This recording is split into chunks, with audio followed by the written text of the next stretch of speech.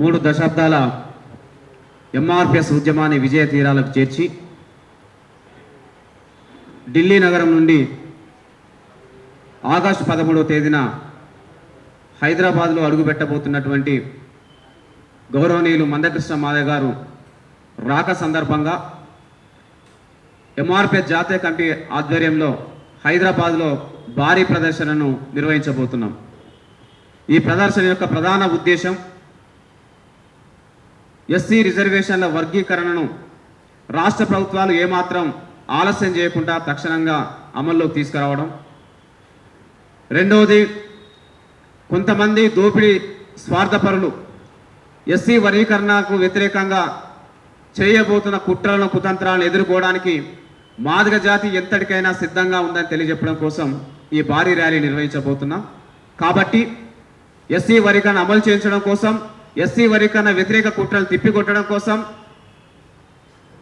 SC వర్గీకరణ విజయసారథి మందకృష్ణ మాదయ్య గారి రాకను స్వాగతించడం కోసం జాతీయ స్థాయిలో మాదిగ బిడ్డలందరూ ఆగస్టు 13వ తేదీన పెద్ద ఎత్తున ప్రతి గ్రామం నుండి డప్పులు పట్టుకొని తరలి రావాలని ఎంఆర్పిఎస్ జాతీయ కమిటీ తరఫున మేము పిలుపునిస్తున్నాం. ఆగస్టు 1వ తేదీన సుప్రీంకోర్టు ఇచ్చినటువంటి ఎస్సీ వర్గీకరణ మీద ఇచ్చిన తీర్పును ఇప్పటికే దళితుల్లోని అన్ని కులాలు స్వాగతించడం జరిగింది. వాళ్ళందరికీ ఎంఆర్పిఎస్ తరఫున కృతజ్ఞతలు తెలియజేస్తున్నాం. కొంతమంది స్వార్థపరులు మాత్రమే ఎస్సీ వర్గీకరణను వ్యతిరేకిస్తూ వాళ్ళు ముందుకు రావడం జరుగుతుంది. వాళ్ళకు కూడా ఎంఆర్పిఎస్ జాతీయ కమిటీ తరఫున విజ్ఞప్తి చేస్తున్నాం.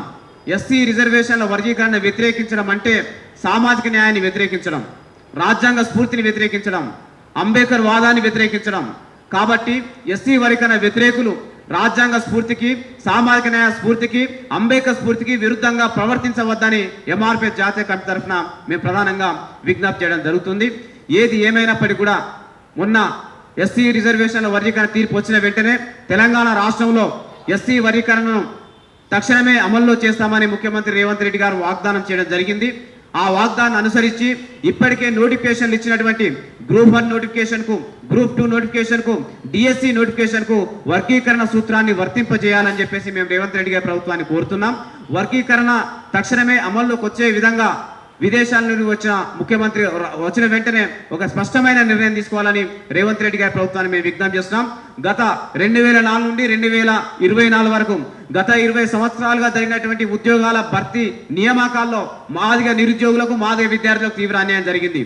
ఇప్పుడు ఉన్నటువంటి గ్రూప్ 1, గ్రూప్ 2, డిఎస్సి ఉద్యోగ నియామకాల్లో పెద్ద ఎత్తున ఖాళీలు ఉన్నందువలన మరి ఈ 3 నియామకాల్లోనే ఎస్సీ వర్గీకరణ వర్తింపజేయడం ద్వారా మాత్రమే మాదిగ విద్యార్థులకు, నిరుద్యోగులకు న్యాయం చేయడానికి తెలంగాణ ప్రభుత్వానికి అవకాశం ఉంటుంది.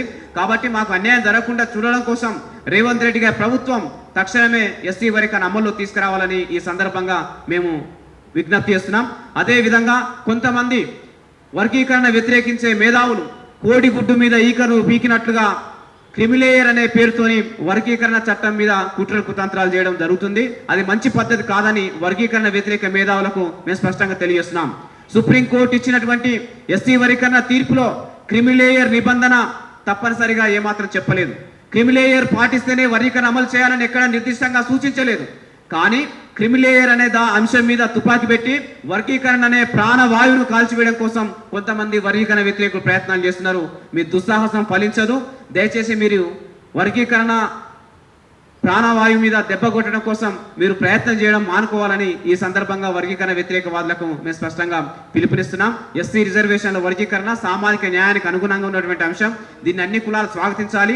అలాగే దేశంలో ఉన్నటువంటి మెజార్టీ కులాలు, దేశంలో ఉన్న అన్ని పార్టీలు దీన్ని స్వాగతించడం జరిగింది. కాబట్టి దీన్ని ప్రభుత్వాలు తక్షణమే అమల్లోకి తీసుకురావాలని ఈ సందర్భంగా మేము పిలుపునిస్తున్నాం.